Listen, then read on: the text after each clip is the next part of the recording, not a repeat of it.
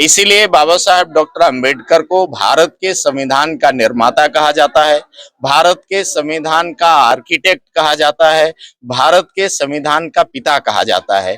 लोगों की अपनी अपनी सोच है, अपने अपने विचार हैं, लेकिन पूरे दुनिया में भारत के संविधान का निर्माता बाबा साहब डॉक्टर अंबेडकर को ही कहा जाता है और वही हैं। बाबा साहब डॉक्टर अंबेडकर को कुछ ऐसे लोग हैं जो नहीं पसंद करते हैं। निश्चित रूप से हमारे देश में बहुत सारे कुछ संख्या है जो बाबा साहब को नहीं पसंद करती है, लेकिन उनको भी आज नहीं तो कल इस बात को मानना पड़ेगा कि देखिए, आज बाबा साहब डॉक्टर अंबेडकर का परिनिर्वाण है, जिन्होंने अपना पूरा जीवन इस देश में दबे कुचले शोषित वंचित समाज के लिए समर्पित कर दिया। उन्होंने इस देश को सुंदर संविधान दिया। इस परिनिर्वाण दिवस के अवसर पर हम सब लोग ये संकल्प लें कि हम सब मिल करके संविधान के अनुरूप सर्वजन हिताय सर्वजन सुखाय पर आधारित बाबा साहब के सपनों का भारत निर्माण करेंगे। इसी संकल्प के साथ आज का परिनिर्वाण दिवस हम लोगों ने यहाँ मनाया है और खास करके बिहार के परिप्रेक्ष्य में, क्योंकि ये जो बाबा साहब के सपनों का भारत है, ये सिर्फ बहुजन समाज पार्टी के नेतृत्व में, बहन कुमारी मायावती जी के नेतृत्व में हम बहुत ही आसानी से निर्माण कर सकते हैं। इसीलिए हमने कार्यकर्ताओं से ये भी अपील की है कि आने वाले समय में हम बिहार में बहुजन समाज पार्टी को मजबूत करेंगे ताकि बाबा साहब के सपनों का भारत और बिहार बना सकें। सर, बहुजन महापुरुषों के जन्मदिन और उनके पुण्यतिथि पर बहन जी ने जो न जाने का फैसला किया है, उसको लेकर ये नैरेटिव चलाई जा रही है कि बहन जी डर गई हैं, इसलिए वो बहुजन महापुरुषों के पुण्यतिथि और जन्मतिथि में न जाने का फैसला किया है। देखिए, दो बातें हैं। ये तो क्या कौन कहता है, एक तो सुरक्षा कारणों से, दूसरा माननीय बहन जी ने अपने ट्वीट के माध्यम से कहा है कि जो हमारे लोग उस दिन आते हैं उन स्थानों पर, क्योंकि मेरी सुरक्षा व्यवस्था इतनी ज्यादा मजबूत होती है कि सुरक्षा कर्मियों की इतनी ज्यादा फौज रहती है कि उसकी वजह से जो आम लोग आते हैं उनको आने जाने में बड़ी दिक्कत होती है।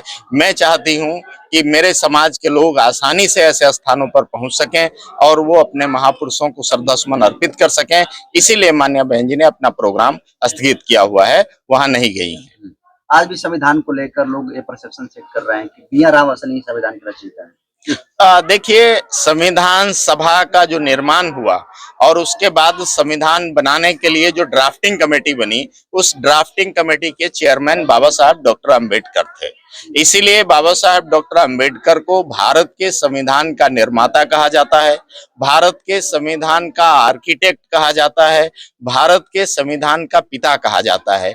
लोगों की अपनी अपनी सोच है, अपने अपने विचार हैं, लेकिन पूरे दुनिया में भारत के संविधान का निर्माता बाबा साहब डॉक्टर अंबेडकर को ही कहा जाता है और वही हैं। सर, सीनियर आईपीएस अधिकारी हैं संतोष वर्मा, विवाद को लेकर छिड़ गया। वो कह रहे हैं कि किसी गरीब को आरक्षण तब तक मिलते रहना चाहिए जब तक कोई ब्राह्मण अपनी बेटी को बेटी रोटी का संबंध दलितों से या फिर गरीबों से न रख ले। उनके इस बयान को कैसे देख रहे हैं? तमाम लोग इस्तीफे की मांग उठा रहे हैं। मैंने संतोष वर्मा जी की वो क्लिप नहीं सुनी है।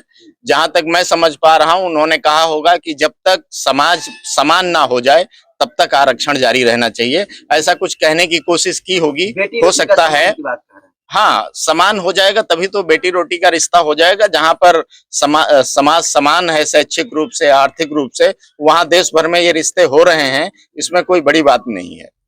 बहुत सारा समाज जो है जागरूक हो रहा है और ये सब कुछ अब हो रहा है। सर, देखा जा रहा है कि आए दिन हमेशा बाबा साहब की प्रतिमाएं तोड़ी जा रही है, तो इस पे लेकर देखिए, ये बाबा साहब डॉक्टर अंबेडकर